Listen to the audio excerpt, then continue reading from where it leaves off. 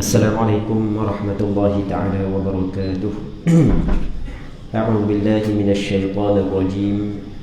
Bismillahirrahmanirrahim. Alhamdulillahi rabbil alamin. Wassalatu wassalamu ala asyrafil anbiya'i wal mursalin wa ala alihi wa sahbihi ajma'in. Allahumma rabbi shrah li sadri wa yassir li amri wahlul 'uqdatam min lisani يفقهوا قولي ولا حول ولا قوة إلا بالله العلي العظيم. اللهم انفعنا بما علمتنا وعلمنا ما ينفعنا وعلمنا ما جهلنا وذكرنا ما نسينا. اللهم يسر ولا تعسر رب تمم بالخير. اللهم افتح علينا فتوح العارفين وفقنا توفيق الصالحين. اللهم لا سهل إلا ما جعلته سهلا وأنت تجعل الحزن إذا شئت سهلا. InsyaAllah kita sambung balik pengajian kitab Sabilal Muhtadin Littafaqquhi fi Amriddin yang dikarang dan disusun oleh Syekh Muhammad Arsyad Al-Banjari rahimahullah subhanahu wa ta'ala wa nafa'ana Allahu bi'ulumihi fid darain amin. Kita ambil semula masalah yang sebelum daripada ni, yang kita bincang minggu lepas. Masalah apabila yakin seorang akan dirinya bertaharah, kemudian maka mengkhabarkan seorang adil akan bahawasanya ia disentuh oleh seorang perempuan atau keluar angin daripadanya di dalam tidurnya, padahal menetap ia akan maq'adnya, pada tempat kedudukannya, wajiblah atasnya mengambil khabarnya, maka batallah dengan dia wuduknya. Jadi ayat ni ada beberapa kalimah yang perlu kita kena faham. Yang pertamanya adalah bertaharah. Apabila yakin seorang akan dirinya bertaharah, apa maksud yakin seorang dirinya bertaharah? Maksudnya adalah seorang tu yakin diri dia berwuduk. Maka itu maksud bertaharah. Dia perkataan taharah asal makna bersuci. Bersuci daripada hadas, bersuci daripada najis. Hadas pula ada hadas kecil, ada hadas besar. Tapi kalau kita tengok contoh di belakang, maka bertaharah di sini hanya merujuk kepada bersuci daripada hadas kecil. Maksudnya dia berwuduk.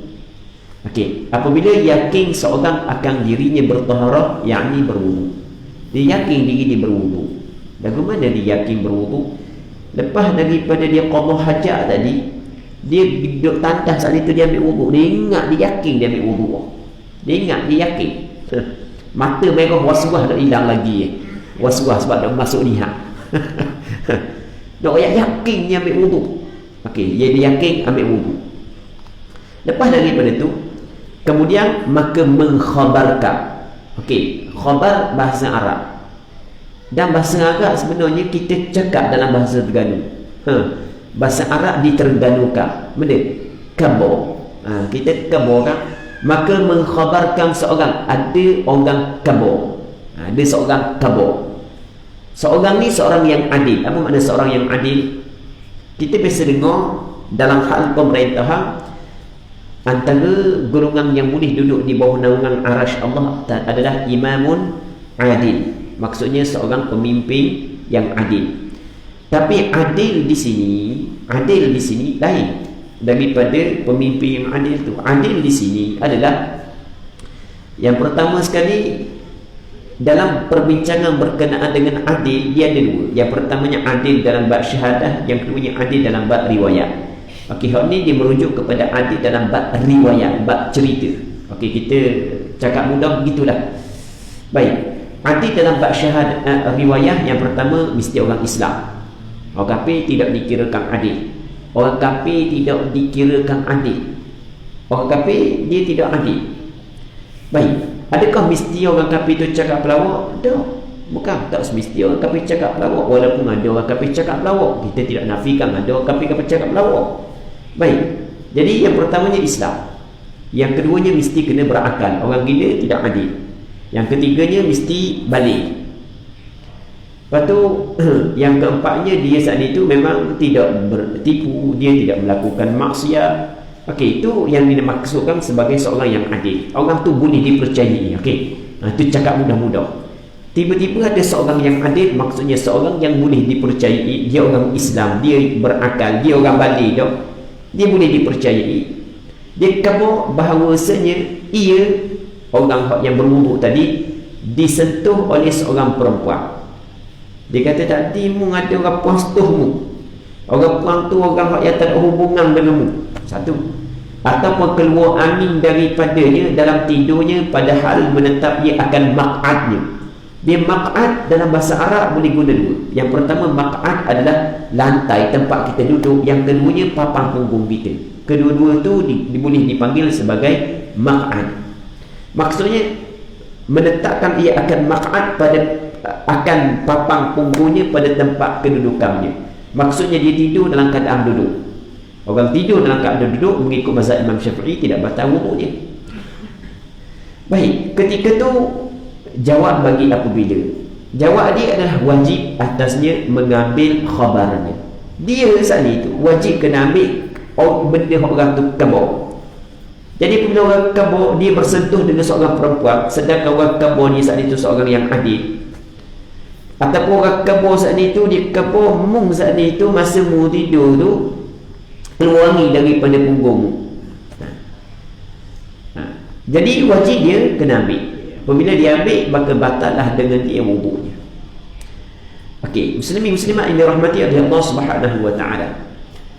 Ketika ulama kata batal wuduknya dengan cerita orang yang adil, sedangkan khabar orang adil seorang ni dia tidak sampai kepada tahap yakin. Dia khabar ataupun kalau seorang khabar dia tidak sampai kepada yakin. Dia hanya kuat sangkaan sahaja. Okey, kita cuba cerita bab hadis sikit ya. Kita cerita bab hadis sikit supaya kita faham bab masalah ni. Kita hadis terbagi kepada dua. Yang pertamanya nama dia hadis mutawatir, yang keduanya nama dia hadis ahad. Hadis mutawatir adalah hadis yang diriwayat oleh kumpulan yang ramai, daripada kumpulan yang ramai, daripada kumpulan yang ramai, begitulah berterusan daripada permulaan sanad hingga kepada kesudahan sanad. Yang mana ramai sampai pada adat mustahil mereka itu boleh berkumpul untuk melakukan pelawak pendustaan. Maka hadis itu dinamakan sebagai hadis mutawatir. Okey. Yang keduanya hadis ahad. Hadis ahad ni adalah hadis yang diriwayat oleh perawi yang mana bilangan dia tidak sampai kepada had mutawatir. Sebagai contoh, hadis innamal a'malu binniyat wa innama likulli imri'in ma nawa.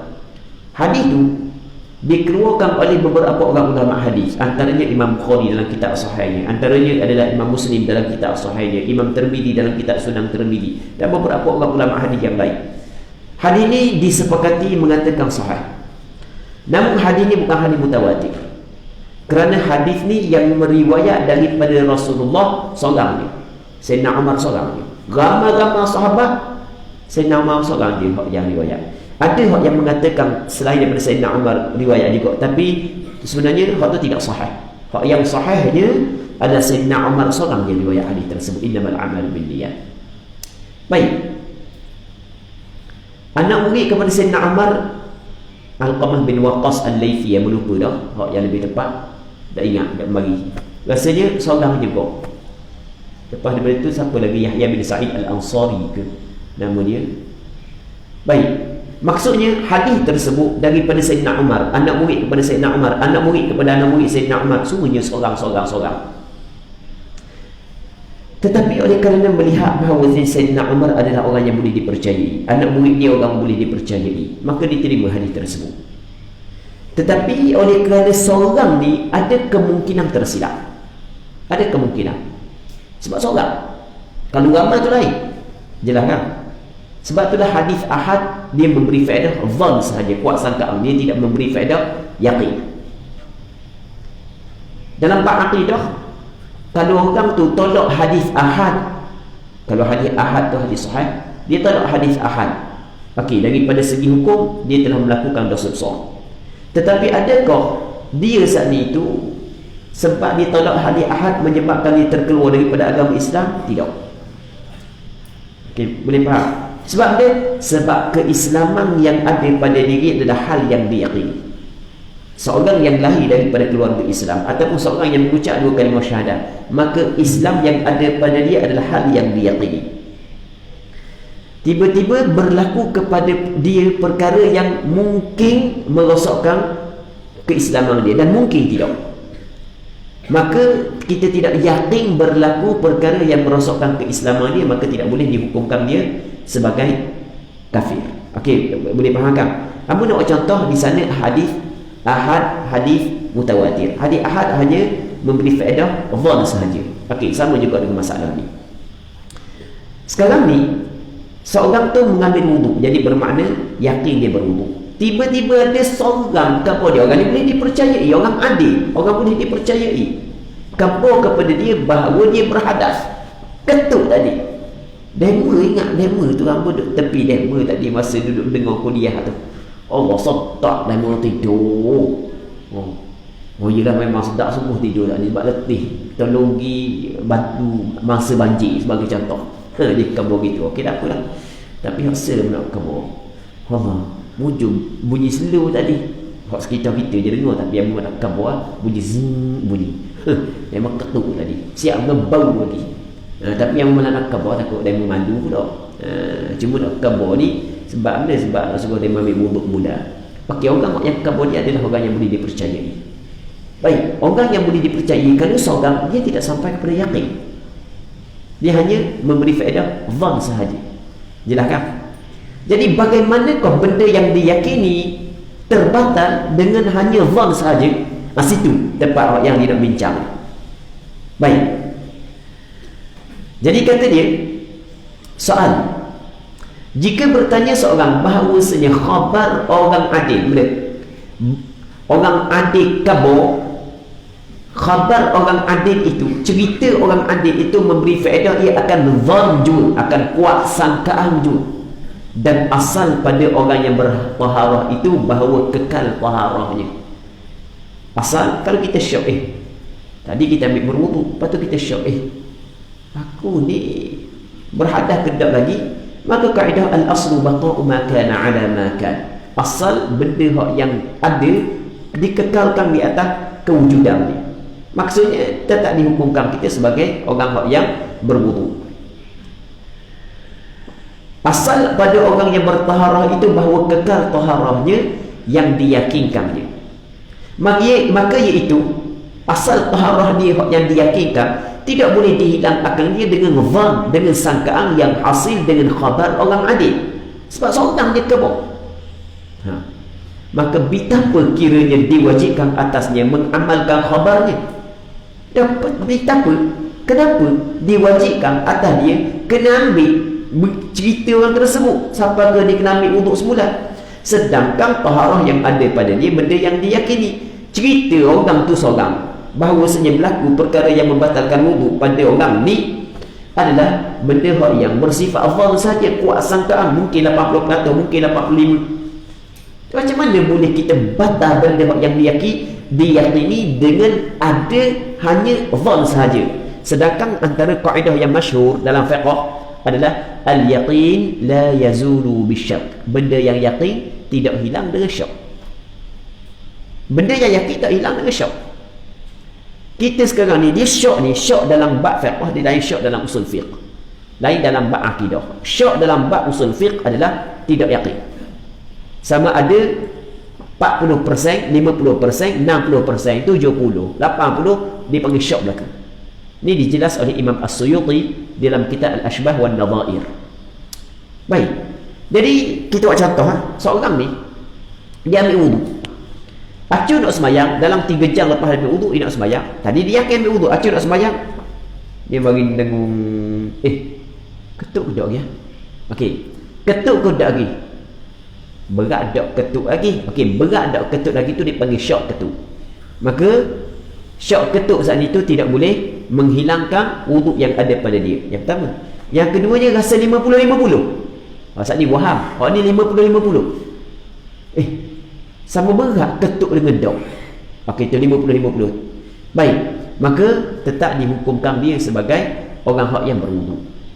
Okey, kalau 40, 30, 50 pun masih lagi berwuduk. Bukan setakat 50 kata ulama, 70 sekalipun, 75 sekalipun, 80 sekalipun, 80% berat ketuk dah tapi tak yakin. Berat macam ketuk dah tapi tak yakin. Sudahlah, pasal berat macam ketuk dah tapi tak yakin. Tak yakin. Maka dipanggil kasyok juga. Maksudnya dia masih lagi dikirakan berwuduk. Maka dia boleh sembahyang dengan wuduk tersebut.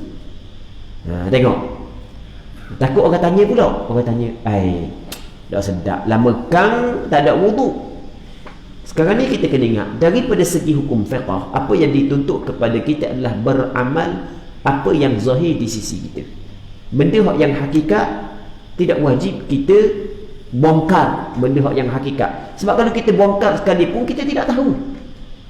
Apa pernah sebut sebelum ni, kita tidak mampu untuk mengetahui benda yang memang kita tidak tahu. Jadi kita ni ketuk-kedok ni kita tak tahu. Maka kita ambil apa yang zahir bagi kita. Apabila kita buat apa yang zahir bagi kita, maka dikirakan ibadat tersebut sah.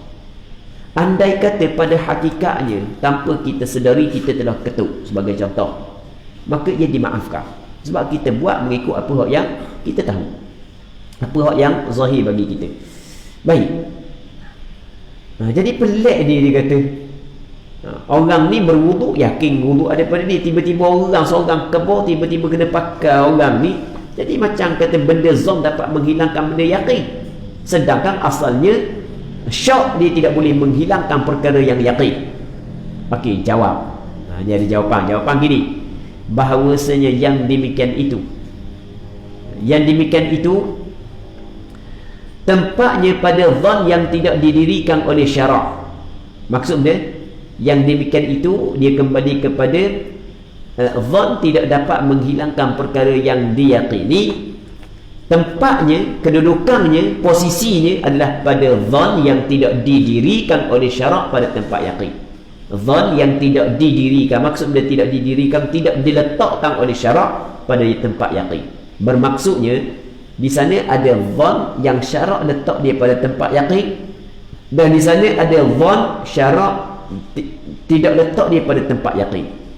Zon yang syarak letak dia pada tempat yakin, dia boleh menghilangkan perkara yang diyakini. Tapi kalau zon syarak tidak letakkan dia pada tempat yang diyakini, maka dia tidak boleh menghilangkan benda yang diyakini. Tengok. Katanya jawabnya bahawasanya yang demikian itu tempatnya adalah pada zon yang tidak didirikan, yang tidak diletakkan oleh syarak pada tempat yakin. Seperti zon yang hasil, zon yang terjadi. Itu makna hasil, yang terjadi daripada khabar, daripada cerita orang adil pada bilangan rakaat sembahyang dan bilangan lingkaran tawaf, maka tiada wajib mengambil khabarnya dengan dia. Kita duk tawaf. Baik, tiba-tiba kita rasa baru 6. Kita kata 6 baru, tiba-tiba kawan kita kata 7 dah. Dia kata 7 dah. Kita kata 6 baru, dia kata 7. Adakah wajib kita kena ambil perkataan dia? Tidak. Sama juga bilangan rakaat. Kita tengah sembahyang. Baik. Kawan kita duduk tepi ataupun bini kita duduk tepi. Kawan kita duduk tepi. Lepas tu kita bangun rakaat yang keempat, dia kata, 5 rakaat dah tu. Dia kata kita, 5 rakaat dah tu. Adakah wajib kita kena ambil khabar dia? Kata ulama tidak. Tidak wajib kita kena ambil khabar dia. Sebab benda? Sebab hak yang diyakini adalah 4. Cerita dia tidak sampai benda yang diyakini, hanya zon sahaja. Apabila zon, maka dia tidak boleh hilang benda yang diyakini. Dan bezakan ke mana masalah ni dengan masalah sebelum ni? Dia kata zon yang dalam masalah bilangan rakaat, bilangan tawaf adalah zon yang syarak tidak meletakkan ia pada tempat yakin. Allah. Jadi kalau kita nak belajar pula ni, kena bincang pula mana zon yang syarak letak pada tempat yakin dan mana zon syarak tidak letak pada tempat yakin. Jadi banyak lagi kena belajar. Allah Rabbi. Baik.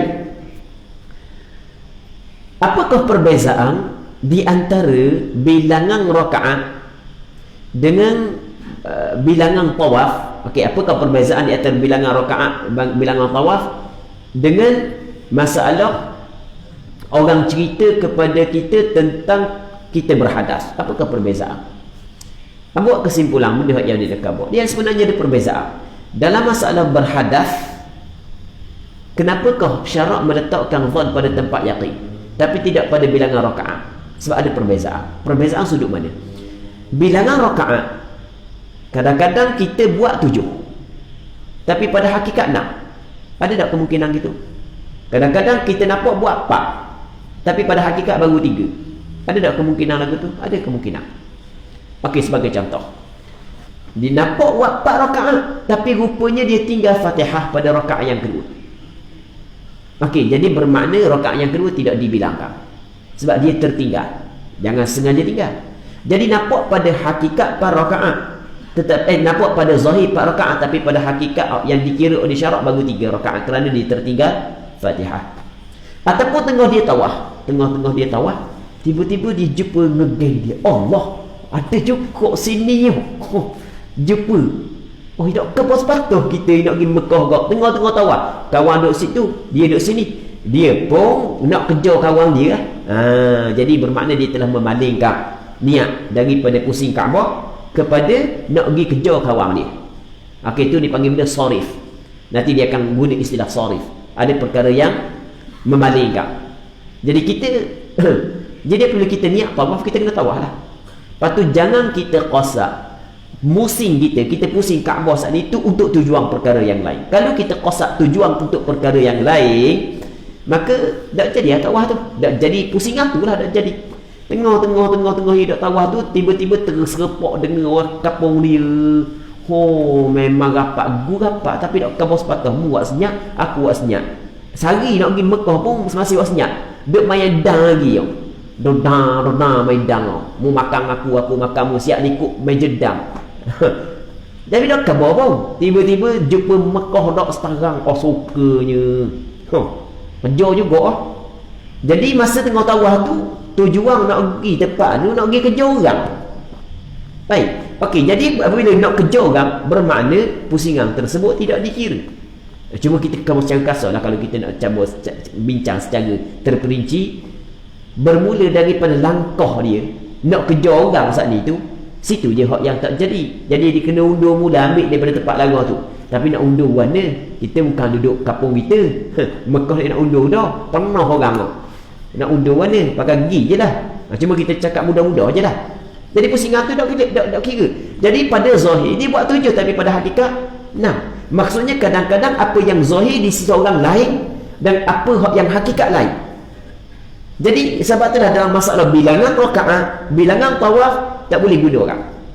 Sebab apa? Sebab kadang-kadang benda yang dilihat oleh orang lain tapi pada hakikat lain. Tapi berbeza dengan hadas. Dah orang tu dengar keluar berok ke dengar. Gitu pada zahir gitu, hakikat gitu lah. Tidak beza dah. Tidak beza. Melainkan ada kemungkinan orang tu bunyi tu kok mulut pun sama dengan kok bawah tu sama. Tu masalah lain. Baik, ataupun ada kemungkinan yang setuh dia saat itu orang ajnabiyah dan kemungkinan mahram dia. Tu masalah lain. Tapi yang setuh dia tu tak ada kemungkinan orang lain dah. Bukan ajnabiyah dah. Lepas tu tiba-tiba ada orang kabok mustuh dengan orang puan tadi yang bagi kedai tadi. Ingat ada? Tuan kedai.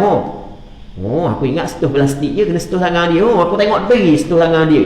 Dia lepas daripada setuh tanganmu tu terus cari benda dia panggil benda pergi basuh dulu tak tangan dia. Contoh nak yakin je setuh. Baik, okey, boleh terima sebab ia tidak mungkin berlaku benda lain. Bukan boleh terima, bahkan wajib kena terima. Okey, itu maksud dia. Ini nak cerita lagu mana?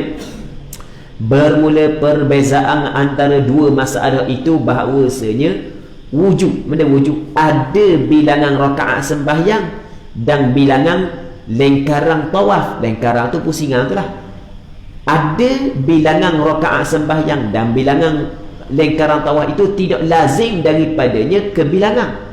Ada bilangan rakaat sembahyang, ada bilangan tawaf saat itu tak lazim daripadanya dibilang, dihitung, dikira oleh syarak. Kerana terkadang ada diperolehi 4 rakaat sembahyang dan 7 lengkar tawaf, tetapi tiada yang kebilangan daripadanya hanya 1 jua saja yang jadi.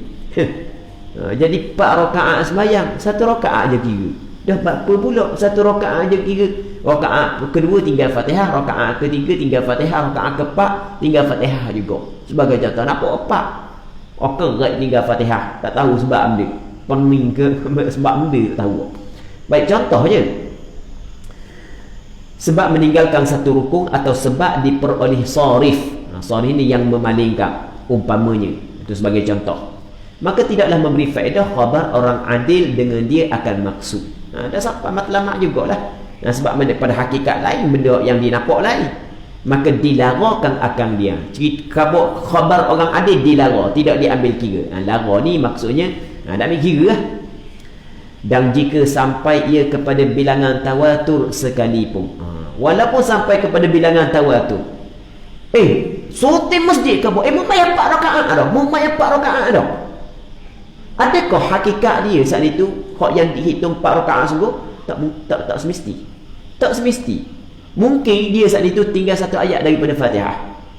Jangan main tinggal 1 ayat daripada Fatihah. Siapa benda maliki yaumiddin bahang siratal ladzina an'amta 'alaihim ghairil maghdubi 'alaihim waladdallin, tinggal ihdinas siratal mustaqim. Masuk rakaat kedua baru sedar, aku tinggal ayat tadi. Jangan main ya, jangan main. Benda ni ada. Ada seorang sahabat ambil. Baik, kamu cerita dah sini. Dia kontraktor besar. Ni. Tapi tidak bisa. Tapi Allah Ta'ala uji dengan penyakit ni. Maksudnya kena gangguan. Siapa baru ni dalam 2 minggu lepas ke 3 minggu lepas, dia ajak meminum air. Dia orang Terengganu. Dia ajak meminum air. Dia kata Allah, dia kata. Tadi kata tak ingat ayat kursi. Nak baca dia tak ingat ayat kursi. Kadang-kadang baca Fatihah tak ingat. Kuat gangguan. Ayat kursi tak ingat. Kita ayat kursi. Allahu la ilaha illa huwal hayyul qayyum, dia tak ingat. Nak baca dia. Kadang-kadang tahiyat, mari dalam sembahyang nak baca dia tak tahu. Tak tahu, jadi otak jadi kosong. Kuat tak kuat gangguan. Nak ke bawah, nak ke bawah, ada juga orang yang lagu tu tengah-tengah sembahyang dia baca Fatihah tu tinggal 2 ayat. Memang lepas daripada sampai waladdallin baca surah rakaat, lepas rakaat tidak. Orang tengok tu suti masjid tengok. 4 rakaat dah. Tapi adakah 4 rakaat dia kira ke? Tak, sebab dia tinggal 1 ayat daripada Fatihah. Fatihah rukun sembahyang, maka tidak jadi rakaat tersebut. Tak batal sembahyang ni sebab dia bukan buat dengan sengaja.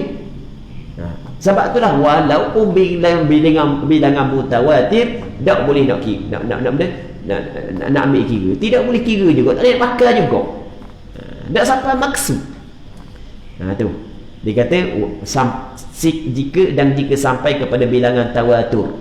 Tawatur ni bilangan mutawatir yang kita cerita tadi, itulah bilangan ramai. Tak mungkin mai pok di pawak memang sungguh lagi tu. Kalau seorang mungkin tersalah.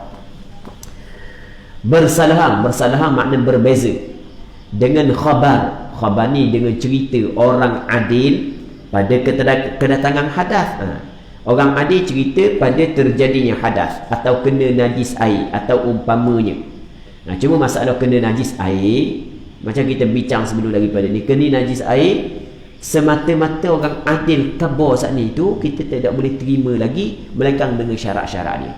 Syarat dia mesti orang tu sama mazhab dengan kita. Mesti sama mazhab dengan kita. Takut pandangan dia saat ni tu, pandangan dia lain, pandangan kita lain. Di sisi dia air saat ni tu mutanajis, di sisi kita belum lagi mutanajis. Sebagai contoh. Sebab itulah dia kena kabar sebab dia kata air ni kita masuk dalam tandah, tiba-tiba kata air tu air mutanajis tau. Adakah semata-mata dia kabur air tu mutanajis kita boleh pakai dia tanpa dia kabur sebab? Kata ulama' dah wajib lagi pakai. Melainkan kalau dia kabur sebab dia mutanajis. Sebab tadi air kecil jatuh. Lepas tu dia kata mutanajis sebab dia, sebab jatuh inguh aku dalam tadi. Tu ngaruk mong. Hak tu mudah belajar gitu. Ada masalah pun. Sebab inguh ni suci. Dia kata dah suci makan lah. Nyebalah pula kadang-kadang orang tak reti bahasa nyebalah tak setara. Dan mu kata suci ada makan lah. Inguh. Dia masalah Allah Rabbi. Masalah suci dalam bak air dia lain daripada najis. Dia suci, bukan. Maksudnya suci ataupun cakap mudah, benda hak yang suci tidak semestinya dia saat itu najis. Ada kala benda tu bukan silap betul, benda suci kadang-kadang kita kata benda tu suci daripada sudut sembahyang, tapi daripada sudut adab dikirakan sebagai kotor. Jadi cakap mudah, kotor ni tak semesti najis. Kadang-kadang benda kotor itu baru tu. Kotor ni kadang-kadang benda tu najis, kadang-kadang benda tu suci. Ingu kotor. Sungguh kotor ingu. Tak percaya nak tahu kotor ke tak kayak gitu, pakat tubik kayak gitu, pakat saing atas lipa orang. Saing biar hijau tubik duduk atas lipa orang. Wabak kena blood bahanya kau orang. Bahasa dok reti mu ni kotor. Kita kata suci kan? Ya dah suci tapi kotor memang sembahyang sah tapi kotor datang ni. Marah orang. Baik. Jadi dia kata jatuh ingu. Ingu tak ada masalah, boleh guna je, bukan mutan najis. Dia ada syarat-syarat dia yang kita bincang dah sebelum ni. Jadi makanya itu memberi faedah, ia akan maksud. Jadi sampailah maksud. Maksudnya tidak mungkin menyalahi. Kerana tidak diperoleh ihtimal. Allahu Rabbi, banyaknya dia guna istilah-istilah Arab. Kerana tidak diperoleh ihtimal. Mana tidak diperoleh? Tidak diperoleh, tidak berlaku ihtimal, tidak berlaku kemungkinan yang menggugurkan dia. Yang menggugurkan dia apa yang dia ke bawah saat ni. Tidak berlaku ihtimal, kemungkinan. Baik.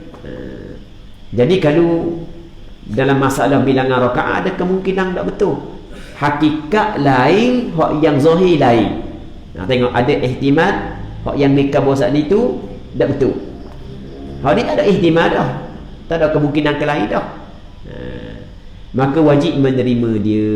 Istimewa pula. Ni kita lama ni istimewa pula ni. Lebih-lebih lagi. Hadas itu terkadang hasil ia dengan tiada fa'il dirinya. Terkadang hasil. Apa mana hasil berlaku ia? Dengan tiada. Dengan bukan daripada fa'il. Fa'il ni perbuatan dirinya. Hadas ni kadang-kadang berlaku bukan perbuatan diri kita. Kadang-kadang terkentuk. Jadi ketuk sengaja ke, ketuk tak sengaja ke, batal belakang wudu. Jangan kata ketuk tak sengaja tak batal wudu. Awak tadi tengah banyak awak ketuk. Saya bukan ketuk, saya terkentuk. Apa terkentuk? Sebab saya tak sengaja kan? Allah Ta'ala memaafkan kesalahan umatku. Kata Rasulullah, Inna Allah tajawaza li ummati, Inna Allah tajawaza an ummati al-khata' wa nisyan wa mastukrihu alaih. Allah Ta'ala memaafkan daripada umatku benda hak yang terjadi kerana tersalah, terlupa ataupun barang hak yang mereka itu dipaksa. Kan Allah Ta'ala maafkan benda hak yang tersalah. Saya dah sengaja, saya tersalah. Masa bangun tu silap tekan sikit, tegak terik urat perut tubik. Jadi saya pun terus sembahyang. Tak boleh masalah berhadas sama ada sengaja ke, tak sengaja ke, kerana perbuatan diri dia ke ataupun tidak ke, tetap ia membatalkan wudu. Masalah lain pula. Jikalau yakin seorang akan dirinya berhadas, kemudian maka mengkhabarkan seorang adil akan bahawasanya ia telah mengambil wudu. Dia berhadas. Dia berhadas. Tiba-tiba kawan dia yang boleh percaya, tadi Muhammad dah wudu tadi. Muhammad dah wudu. Aku tengok diri lepas daripada wudu tandas tu Muhammad wudu. Sebab kita lepas daripada masuk tandas tu, kita pun buat-buat pergi semayang kejap, ambil wudu tu. Kan Muhammad dah wudu tadi kan? Lepas wudu tandas Muhammad dah wudu. Orang yang kabur lagi tu orang boleh dipercayai. Baik. Katanya tidaklah harus baginya mengamalkan khabarnya. Tak boleh guna pula cerita dia. Tu dia tak boleh dari pakar cerita dia. Bukan tak nak percaya, bukan kita kata dia pelawak, tapi maksudnya dalam hal ibadah kita tidak boleh pakar apa yang dia sebut. Gitu. Dah warna tadi kalau dia kabur hadah kita wajib kena terima. Dia kabur kita ambil wuduk tak wajib kita terima. Kok mana pula? Okey, kata ulama begini. Kerana kita kena mengambil langkah ihtiyat, langkah berhati-hati.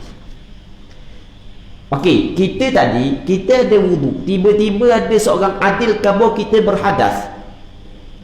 Dia kabur ketuk. Orang ni boleh dipercayai, tidak mungkin berlaku lain daripada ketuk sebab dia kabur ketuk. Maka untuk mengambil langkah berhati-hati, maka dikirakan batal wudu dia. Jelas kan? Yang pertama. Yang keduanya, dia tadi masuk tandah, dia yakin dia berhadas. Dia yakin dia berhadas. Tiba-tiba dia nak ambil wudu pula, kawan dia kata, kamu ambil dah wudu tadi kan? Jadi orang yang dicerita oleh kawan dia seorang saat itu hanya bersifat zon sahaja. Maka tetap kata ulama dikirakan dia berhadas, tetap dia wajib kena ambil wudu. Dah apa tak boleh pakai, kira pakai boleh lah benda yang kawan dia kabur. Kata ulama tak boleh, kita kena ambil langkah ihtiyat, langkah berhati-hati. Jadi tetap kena ambil wudu semula. Nampakkan perbezaan syawal kan? Habis Allah katanya, masalah jika yakin seorang akan dirinya berhadas, kemudian maka mengkhabarkan seorang adil akan bahawasanya ia telah mengambil wudu kemudian daripada hadas, jawabnya tiadalah harus baginya mengamalkan khabarnya. Tak boleh bersalahan dengan akasnya. Allahu Rabbi, bersalahan lagi dengan akasnya lagi. Akas ni sebalik, bersalah berbeza dengan sebaliknya. Sebalik lain. Mana sebalik dia? Sebalik dia, dia tadi adalah ada wudu, tiba-tiba seorang adik kabur, dia berhadas. Itu kewajiban kena terima. Hak ni dia tak ada wudu, tiba-tiba seorang adil kabur, dia ambil wudu dah, tak boleh terima ni. Dah apa jadi lagu ni?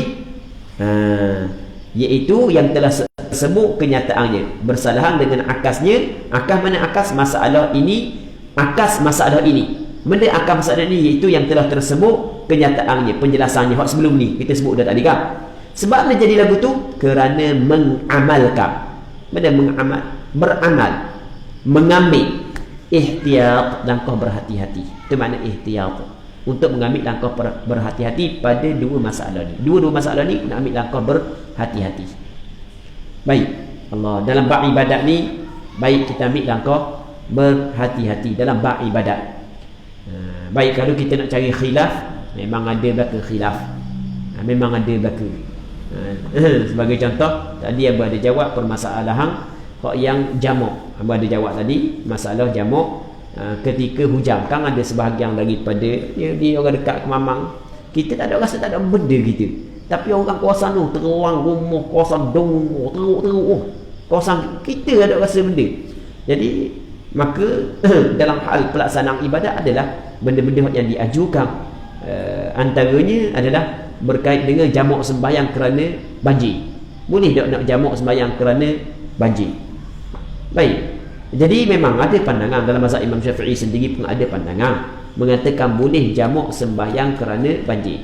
Tapi jamak kena ingat, jamak lain daripada qasar. Orang kita orang belajar kena beza di antara dua istilah. Yang pertamanya qasrus salah, yang keduanya adalah jam'u as-salatain. Dua perkara yang berbeza. Jangan kita campur aduk. Dia jamak satu bab, qasar satu bab. Qasar tidak dibolehkan, hanya untuk orang bermusafir saja. Doktor nak masuk bilik bedah, kalau dia tidak bermusafir, pesakit, dia bukan bermusafir, banjir, apa semua sekali, kalau dia bukan bermusafir, tidak boleh dia qasar sembahyang. Sebab qasar sembahyang ijma', sepakat ulama mengatakan khusus untuk bermusafir sahaja. Kita bukan nak bincang bab qasar, kita nak bincang bab jamak. Jamak ni menggabungkan dua sembahyang buat dalam satu waktu.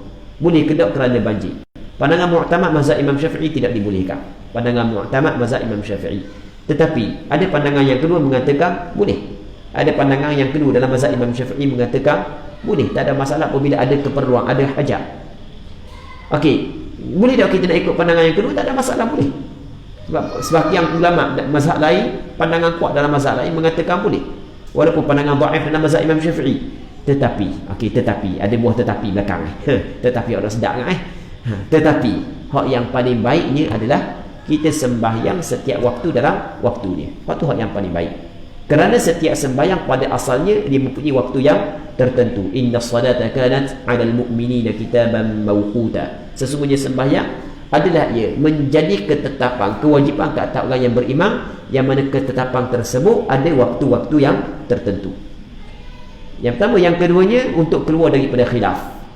Untuk keluar daripada khilaf, sunat kita keluar daripada khilaf. Kalau ada berlaku khilaf di kalangan ulama, hak ni kata boleh, hak ni kata tak boleh, maka kita cuba keluar daripada khilaf. Maksud dia keluar daripada khilaf, kita buat sesuatu perkara yang sepakat ulama dengan mengatakan betul.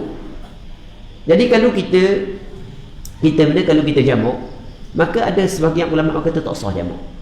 Mazhab Hanafi kata tak sah, sebab mazhab Hanafi dia tidak ada jamak. Dalam musafir pun tidak dibolehkan, melainkan ada jamak dalam mazhab Hanafi bagi orang yang mengerjakan haji di Arafah dan di Muzdalifah. Di Arafah Zuhur dengan Asar, di Muzdalifah Maghrib dengan Isya. Jamak kerana mengerjakan haji. Tapi dalam bermusafir tak ada. Mazhab Hanafi tak ada jamak. Baik, jamak yang disebut dalam hadis dia panggil jamak suriyun. Maksud suri adalah jamak bentuk sahaja. Maksudnya Rasulullah melewatkan sembahyang Zuhur, mengawalkan sembahyang Asar. Baik, jadi untuk keluar daripada khilaf jangan buat jamak.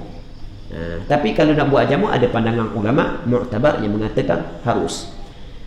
Baik. Tapi jangan pula suruh tetapkan, mempertahankan mesti kena buat jamak. Tu tak boleh, tak kena lagu tu. Kadang-kadang ada juga di sekarang ni ulama kata harus bukan wajib. Ada orang, "Hoi, mesti kena buat jamak lah." Pulak dah warna pulak mesti. Ulama bukan kata wajib, bukan kata sunat. Hukum dia adalah harus. Bukan lebih afdal adalah tidak melakukan perkara tersebut. Baik. Jadi benda-benda biar kita ambil, buat langkah ikhtiar dalam hal ibadat kita. Soal, jika bertanya seorang bahawa khabar orang adil pada mengatakan suci kain umpamanya, suci daripada najis, diterima ia atas tafsil yang telah terdahulu kenyataannya. Allah Rabbi, banyak tu. Tafsil, apa makna tafsil? Kita tafsil biasa kita dengar dalam pengajian, biasa kita guna istilah ni dalam pengajian usuluddin. Pengajian usuluddin kita kata ni, wajib kita kena mengetahui sifat-sifat yang wajib bagi Allah secara tafsili dan secara ijmali. Kita guna istilah tu. Secara ijmali, secara kasar, secara ijmal, secara kasar adalah Allah Ta'ala wajib bersifat dengan segala sifat kamalat, sifat kesempurnaan yang layak dengan Allah. Allah Subhanahu Wa Ta'ala mustahil bersifat segala sifat naqais, segala sifat kekurangan. Baik, itu dipanggil dia secara ijmali. Lepas tu kita guna pula selagi istilah secara tafsili. Secara tafsili, wajib kita kena mengetahui secara tafsili, secara terperinci berserta dengan dalil aklinya, mengikut pendapat Imam Abu Hasan Al-Asy'ari sebanyak 13 sifat, Imam Abu Mansur Al-Maturidi sebanyak 20 sifat. Baik. Jadi apa makna tafsili? Secara terperinci. Itu maksud tafsil. Itu bahasa Arab. Tafsil lain daripada tafsir. Tafsir lain. Kita gunakan perkataan tafsir Al-Quran. Itu lain daripada tafsil. Tafsir tafasiyara, itu makna tafsir. Manakala tafsil makna secara terperinci. Baik. Katanya, mana lagi? Soal, jika bertanya seorang bahawa khabar orang adil pada mengatakan suci kain umpamanya daripada najis, umpama kain, umpamanya lah, contohlah kain tu, tempat sembahyang pun sama, suci tempat sembahyang daripada najis yang tidak dimaafkan. Cerita dia diterima ia atas tafsil yang telah terdahulu kenyataannya, atas tafsil perincian yang telah terdahulu penjelasannya. Hamba pun dah ingat dah, kita baca dah ni siapa, kita pun dah ingat dah lagu mana perincian je. Dah ingat weh. Kalau ingat belaka benda yang baca ni alim so, kalau ingat belaka. Tapi bukan ingat belaka hak yang kita baca pun sendiri, hak yang baca dah pun dah ingat. Tadi aku cuma belek kat mana dak jumpa dah sekarang. Saya kan nak belek biar kata dak jumpa. Allah Rabbi. Maka apa jua perbezaan antaranya dan antara khabar pada mengatakan suci seorang daripada hadas, sekira-kira tidak diterima khabarnya pada yang demikian itu. Kan kalau orang tu kabur, Mereka kain ni suci, kain ni suci. Kita kata sebagai contoh, kain kita kena najis. Kita kabur dah mak, kain ni kena najis tadi mak. Sebab kecilan kain. Takut nak pergi tandas, kecilan kain. Tak apalah, mak kata mak terus basuh lah.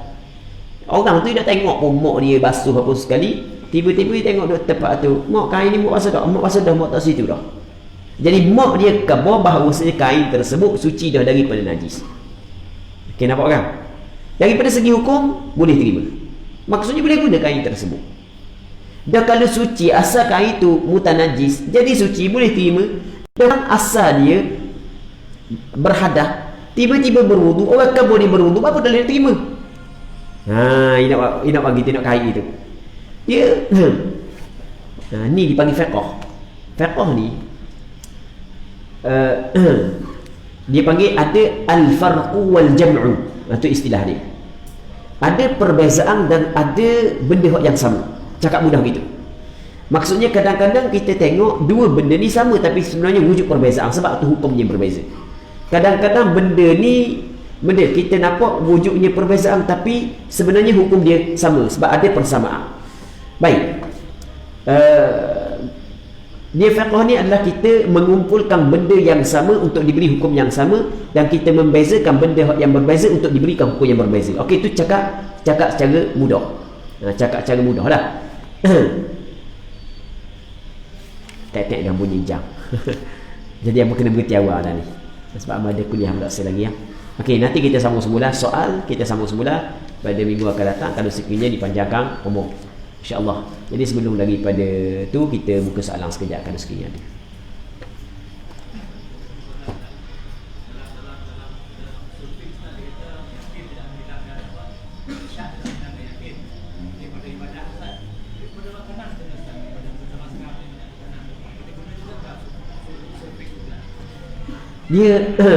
Dia kaedah fiqh tu dia panggil qawaid fiqhiyah. Dia panggil kaedah fiqh tu digunakan pada makanan, digunakan pada ibadat, sama juga pada makanan pun sama. Makanan ni pada asal suci. Contoh pada asal suci, cuma kita syok ke najis.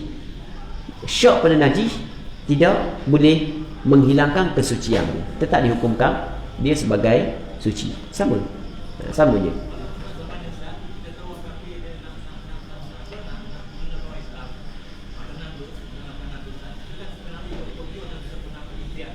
Okey, sekarang ni selama mana kita tidak ada bukti yang jelas, maka kita ambil hukum asal. Tidak ada bukti yang jelas, maka kita ambil hukum asal. Wallahu a'lam.